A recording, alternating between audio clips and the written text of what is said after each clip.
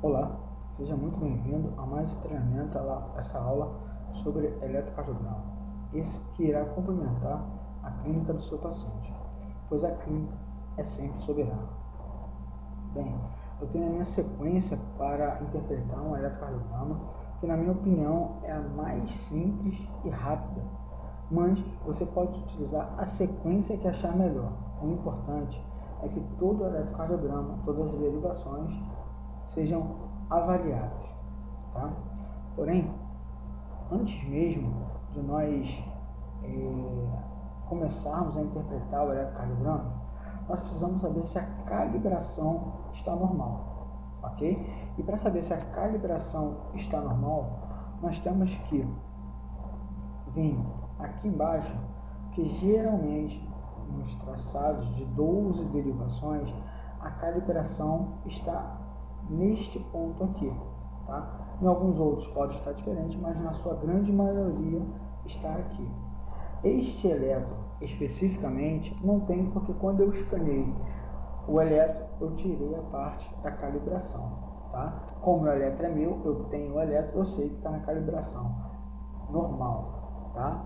Sendo que a calibração normal de velocidade é de 25 milímetros por segundo. Já a calibração de amplitude, mesmo não tendo aqui, o que eu posso fazer é procurar isto aqui, que pode estar tanto no final ou no início, não importa, eu vou avaliar deste ponto aqui até este ponto. Ele deve ter 10 milímetros, ou seja, 10 quadradinhos. Isso me diz que a minha calibração está normal, que é de 10 milímetros por milivolts. Essa é a calibração de amplitude de voltagem normal, ok? Bem, vendo a calibração e sabendo que a calibração está normal, a gente começa a interpretar o eletrocardiograma. E a primeira etapa da minha sequência da interpretação é a frequência cardíaca. Mas para avaliar a frequência cardíaca, eu preciso saber se meu ritmo está regular ou irregular. E para determinar se meu ritmo está regular ou irregular, o que eu preciso fazer é saber se o meu intervalo RR estão regulares, ou seja, se eles têm a mesma duração, ou seja, o mesmo tamanho. Márcio, como é que eu vou fazer isso? Eu vou contar o número de quadradinhos que estão dentro do meu intervalo RR, tá? Com isso, eu vou saber se está maior ou menor. E aí sim, eu posso dizer se está regular ou irregular, ok? Na prática, o que eu posso fazer? Eu posso pegar um pedaço de papel, um rascunho, não importa. Vou pegar a minha caneta e vou riscar em cima das ondas R. Onde tem onda R, eu vou riscar R, R, R e R. Aqui, lembrando, tem que ser no mínimo 3, eu fiz 4, não tem problema, tá bom? Quando eu acabar de fazer esses riscos em cima das minhas ondas R, o que eu vou fazer com esse papel? Eu vou pegar esse papel e vou deslizar esse papel, fazendo com que este traço aqui, o primeiro traço, fique no último complexo ventricular, na última onda R marcada, tá? E com isso, esses traços, eles terão que calhar a partir daqui nas ondas R subsequentes, ok? E aí sim eu posso falar se o meu ritmo está regular ou irregular. Lembrando que existe uma variação de 0,06 segundos a 0,08 segundos, 60 a 80 milissegundos. Essa é uma variação normal. E aí sim, a partir de saber se o meu ritmo está regular ou irregular, aqui nós vimos que o nosso ritmo está regular, tá? Nós podemos agora ir propriamente dito para a primeira etapa, que é a frequência cardíaca. Então, Para avaliar a frequência cardíaca, eu vou pegar aqui, ó, a gente consegue visualizar que tem uma onda R em cima do traço maior do quadrado grande. Então, eu vou ver se do outro lado tem. Não tem. Então, eu não posso utilizar o cálculo de 300. Eu vou pegar o cálculo de 1.500. Então, eu vou pegar 1.500 e vou dividir pelo número de quadradinhos que tem no meu intervalo RR, tá? O ritmo está regular, só que não dá para fazer por 300, vou fazer por 500. Eu vou dividir pelo número de quadradinhos dentro do meu intervalo RR.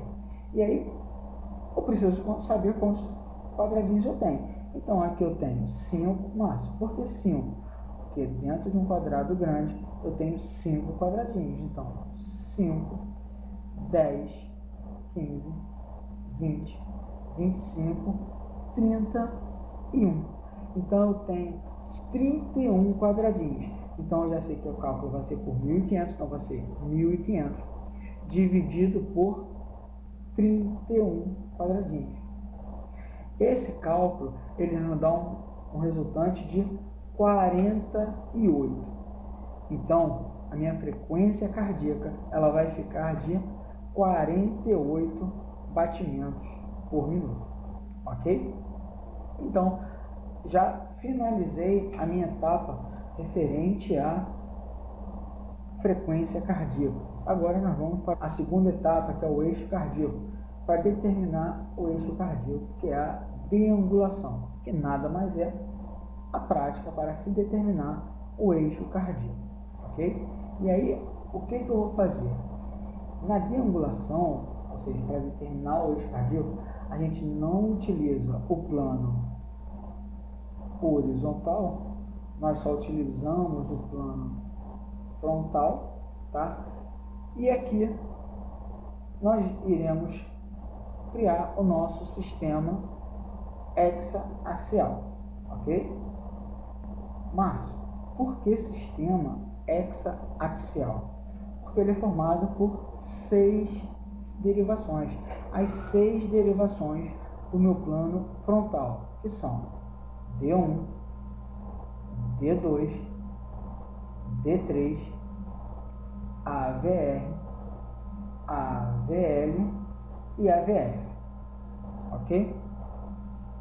E para iniciarmos a deambulação, a primeira etapa da deambulação é avaliar, determinar o quadrante de base. E para determinar o quadrante de base, a gente utiliza 2 derivações, D1 máximo. Por que eu vou utilizar D1? Porque eu quero saber se está para a esquerda ou se está para a direita de AVF, porque a perpendicular de D1 é a AVF. Então, se estiver para a esquerda de AVF, olhando esse vetor aqui de D1, eu tenho aqui para a esquerda a ponta da flecha, a farpa, chamado de destino, que é sempre positivo. Então, D1 positivo estará para a esquerda de AVF. Já D1 negativo para a direita de AVF, eu estou olhando, eu tenho aqui a origem, e a origem é sempre negativa.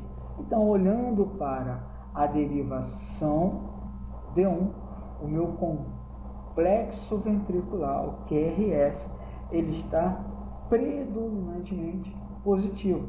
Se D1 no eletro está positivo, logo ele estará para a esquerda de AVF, ok? Então, D1 positivo está para a esquerda de AVF. A outra derivação que nós temos que ver é a derivação AVF. E ao analisar o complexo ventricular, o QRS, em AVF, nós podemos perceber nitidamente que ele está predominantemente negativo, ou seja, sua maior porção é abaixo da linha de base.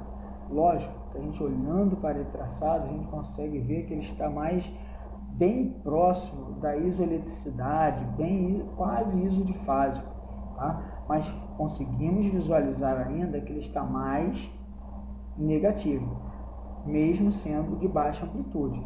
Então, AVF negativo, ele vai estar para cima da linha de D1, porque a perpendicular de AVF é D1.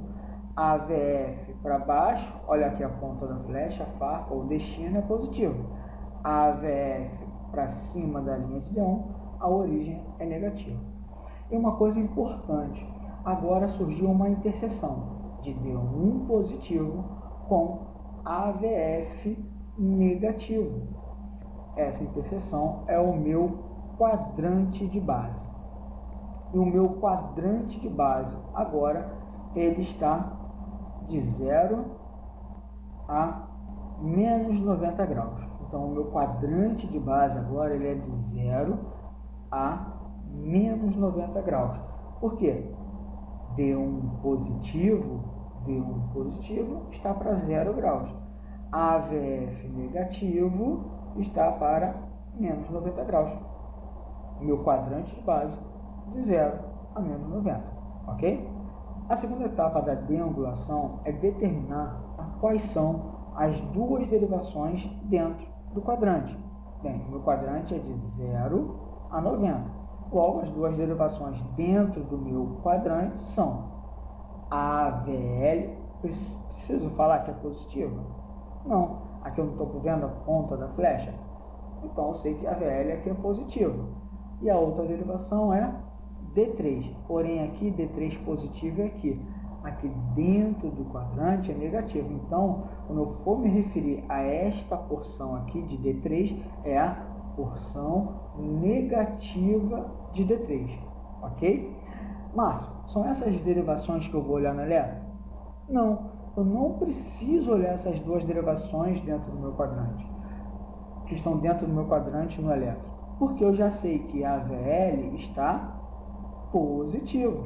E aí, quando eu olho para a AVL, eu percebo que está positivo. Ok? A AVL está positivo.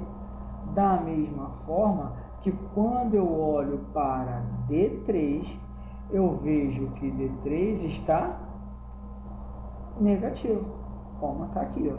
D3 não é negativo aqui? Então, aqui D3 está negativo.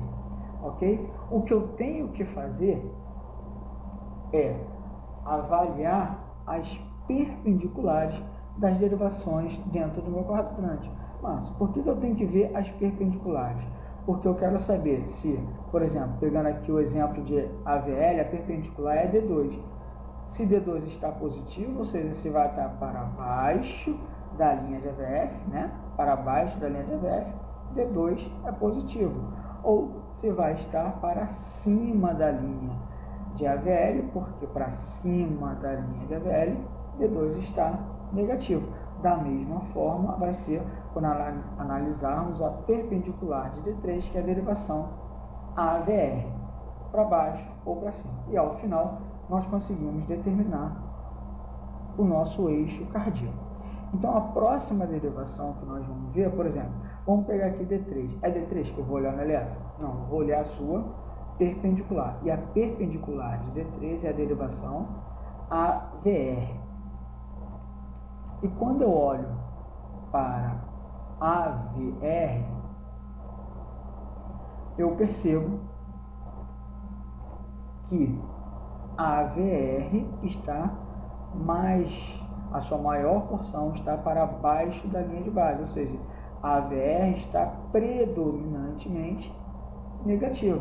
Bem, aqui eu tenho a linha de D3. Tudo para cima, AVR positivo. Não estou vendo o destino aqui? Logo, tudo da linha de D3 para baixo, AVR negativo. Então, se no elétron está predominantemente negativo, então vai ser da linha de D3 para baixo. Com isso, eu estou negativando a VR. Márcio, por que você não passou a célula? Porque nós vimos que a AVF está negativo, então tem que ser para cima da linha de D1. Não posso ser para baixo, tá bom? Então, o meu eixo cardíaco agora, ele mudou. Porque agora o meu eixo cardíaco não está mais de 0 a menos 90. Com isso que eu vi que a AVR está negativo, o meu eixo cardíaco agora, ele vai ser de 0 a menos 60 graus. Ah, Márcio, então eu posso parar agora? Não. A nossa variação da deangulação parcial, o eixo cardíaco, são de 30 em 30 graus. Aqui eu ainda tenho 60. O que nós vamos fazer agora é pegar a outra derivação dentro do quadrante e analisar a sua perpendicular. A outra derivação é a AVL. E a sua perpendicular é a derivação D2. Então, vai ser D2 que eu vou olhar no eletro. Então, eu vou pegar D2 e vou olhar no eletro. D2 no eletro está o quê? Sua maior porção está para cima da linha de base. Logo, está predominantemente positivo. Bem, D2 positivo, ele está para baixo da linha de AVL, porque D2 negativo seria para cima. Como no eletro está positivo, vai estar para baixo da linha de AVL. Então, eu vou riscar aqui, para dizer que D2 está positivo, ou seja, para baixo da linha de AVL. Márcio, mas agora tu fez uma linha para baixo, não pode estar aqui? Não pode mais estar aqui, porque D2 positivo está da linha de AVL para baixo. Então, o meu eixo cardíaco agora, ele não está mais de 0 a menos 60. O meu eixo cardíaco agora, ele está de 0 a menos 30 graus. Este agora é o meu eixo cardíaco, 0 a menos 30 graus. Importante falar aqui é que, ao observar a AVF, o complexo ventricular nesta derivação está quase isoelétrico, está bem próximo do isodifasismo.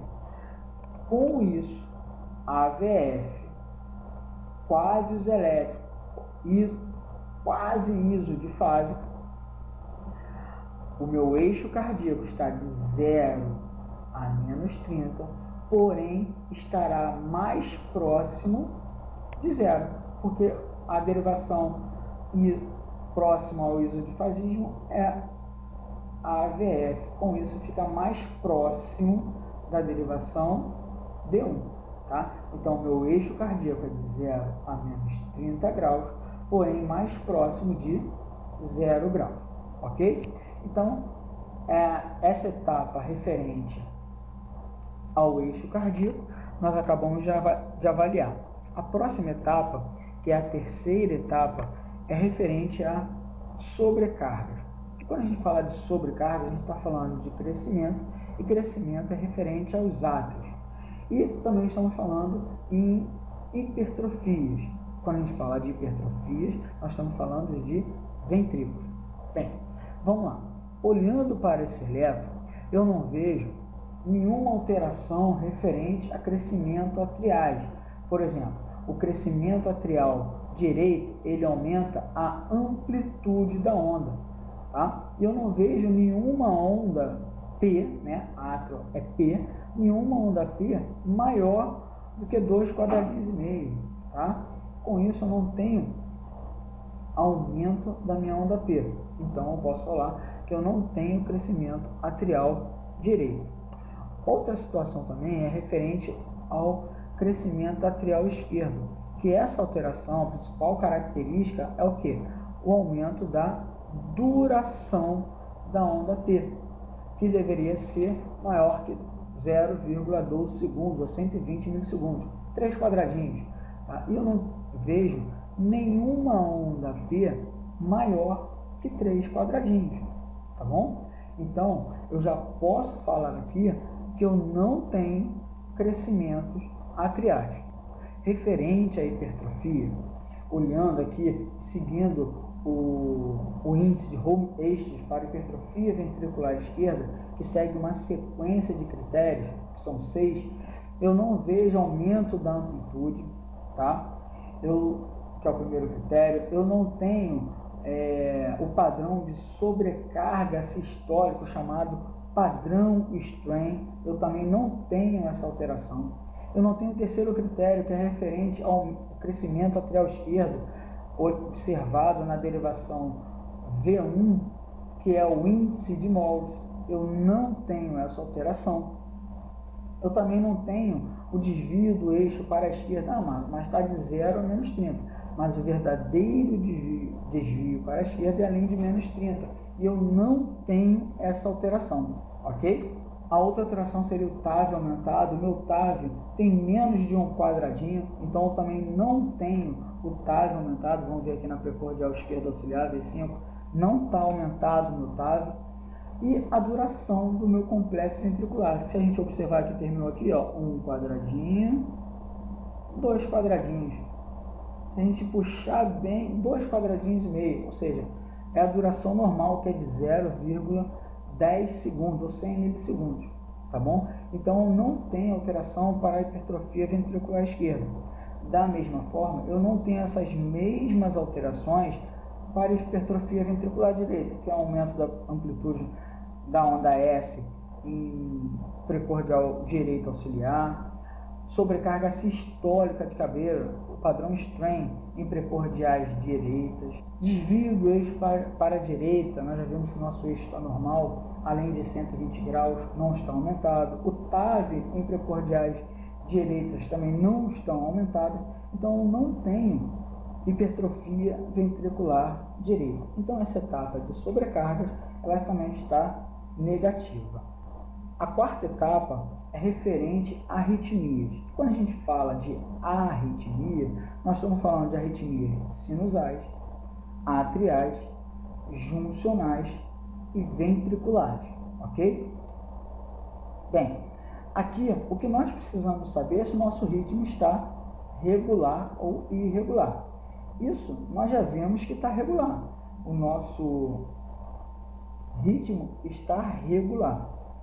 Outra situação que eu tenho que analisar é se eu tenho onda P. E sim, eu tenho onda P, ó. Onda P, onda P, onda P, onda P, P, P, P, P, tá? Então eu tenho onda P. E eu preciso saber se todas as minhas ondas P, elas conduzem a um complexo ventricular, ou seja, um QRS. E sim, ó, P, QRS, P, QRS, P, QRS, P, QRS. Então, todas as minhas ondas P conduzem a um complexo ventricular, o chamado QRS, tá bom? Então, eu tenho um ritmo regular, eu tenho ondas P e todas as minhas ondas P, elas conduzem aos meus complexos ventricular. Bem, alteração de ritmo, de ausência de ondas, eu não tenho para falar referente à arritmia. Porém, nós já vimos que a minha frequência cardíaca, ela está com 48 batimentos por minuto. E isso configura uma bradicardia sinusal, tá? Bradicardia sinusal. Eu tenho que ficar atento. Por quê? Já foi publicado as novas diretrizes para avaliar a frequência cardíaca, até mesmo já há algum tempo, que foi alterada. Não é mais de 60 a 100 batimentos por minuto. A frequência cardíaca hoje, considerada como normal, seria de 50 a 90 batimentos por minuto. Porém, da mesma forma, ela ainda estaria como bradicardia.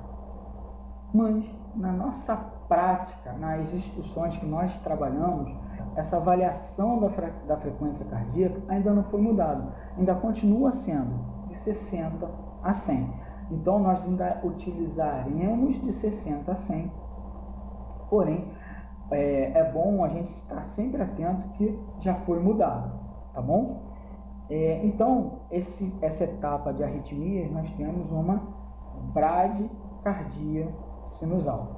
Bem, a próxima etapa, a quinta etapa, é referente a bloqueios, tá? E bloqueios, a gente está falando de bloqueios de ramo, direito ou esquerdo, bloqueios divisionais, também conhecido como bloqueios fasciculares, tá? Bloqueios fasciculares. E descrito antigamente como M-bloqueios, né?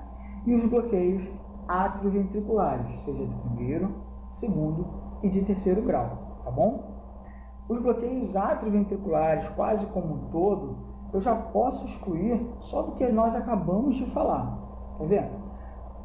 Onda P bloqueada. Eu não tenho onda P bloqueada, ou seja, todas as minhas ondas P, elas conduzem um complexo ventricular. Com isso, eu já posso falar que eu não tenho bloqueio atrioventricular de segundo grau. Porque a principal característica deste bloqueio, que é o bloqueio atrioventricular de segundo grau, é bloqueio, uma onda P bloqueada, tá bom?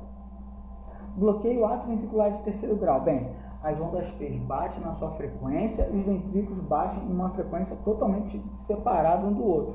E não é isso que a gente vê aqui. Nós vemos a minha ativação atrial conduzindo a minha ativação ventricular. A minha ativação atrial conduzindo a minha ativação ventricular. Então, não posso falar que eu tenho bloqueio atrioventricular de terceiro grau, tá bom? Eu poderia ter o bloqueio atrioventricular de primeiro grau porque conduz. Até poderia.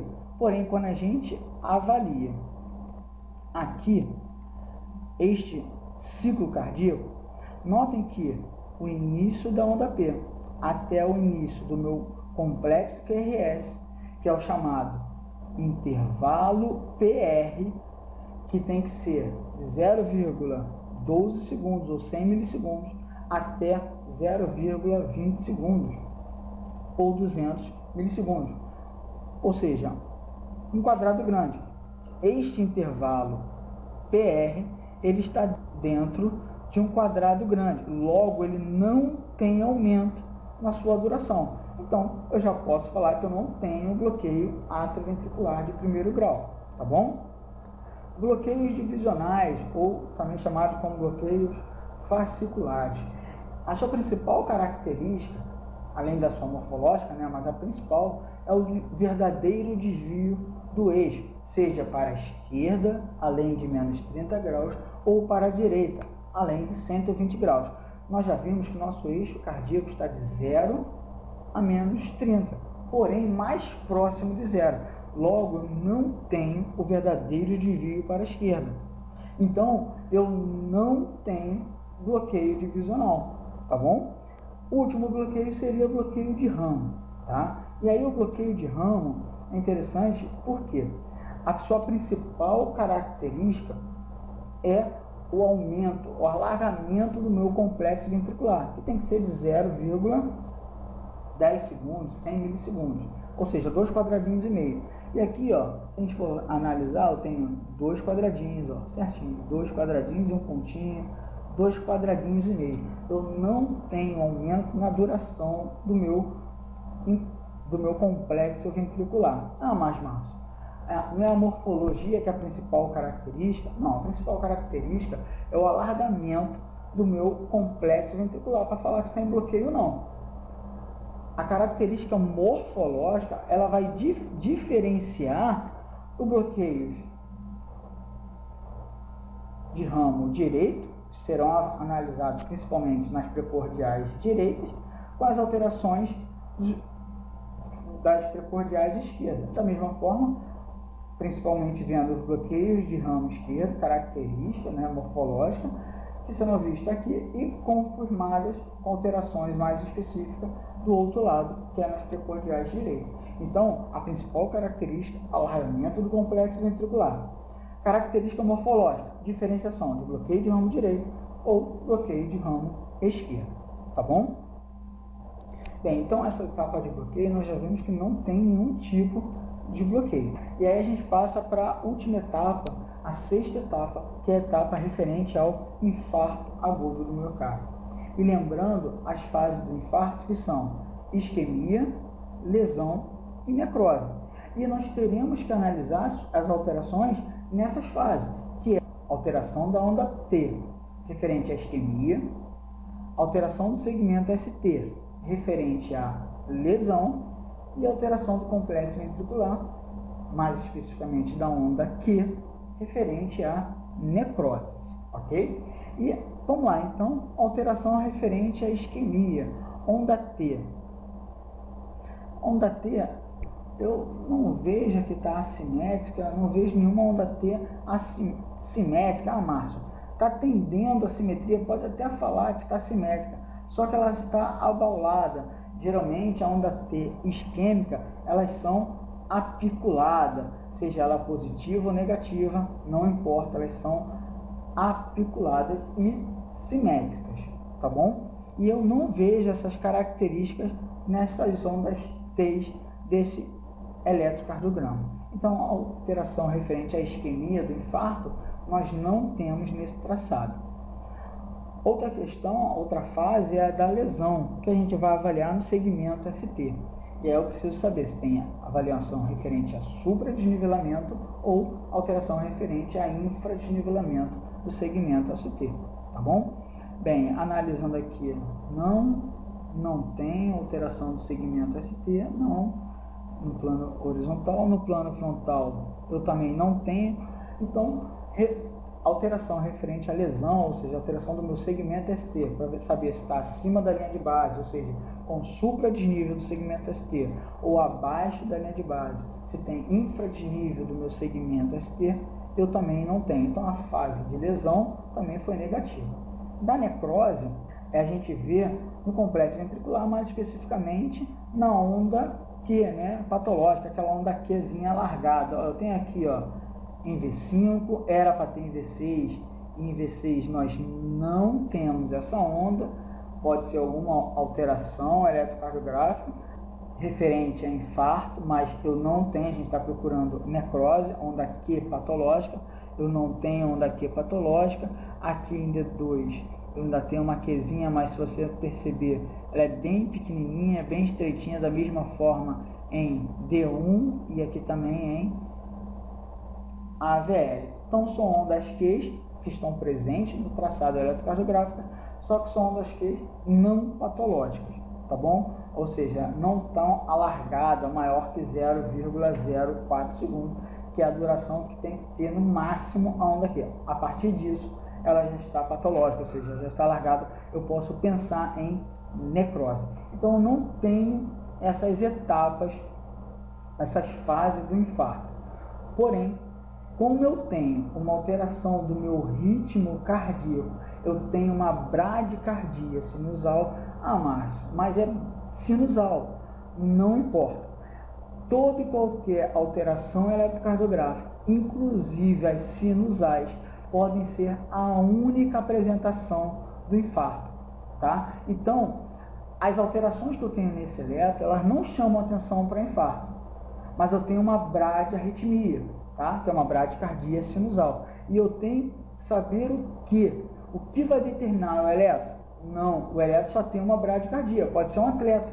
O que vai determinar, que vai me chamar a atenção para saber se esse paciente está ou não infartando, será a clínica do paciente. Eu tenho que avaliar bem esse paciente, porque a clínica dele é que vai direcionar o tratamento, tá bom? Ok. Então, chegamos à etapa final, né, que é referente ao infarto, sem alteração, referente às etapas do infarto, tá? E agora a gente chega na fase que a gente gosta, que é o laudo, né? Lembrando que laudo eletrocardiográfico, quem dá é o médico. Enfermeiros e fisioterapeutas, eles irão dar a impressão eletrocardiográfica, ok? Então, a impressão, o laudo eletrocardiográfico desse eletrocardiograma específico seria uma bradicardia sinusal.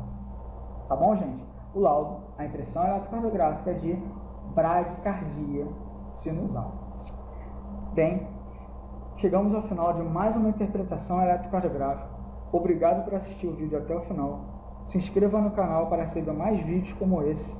dê uma curtida aqui embaixo e favorite o vídeo.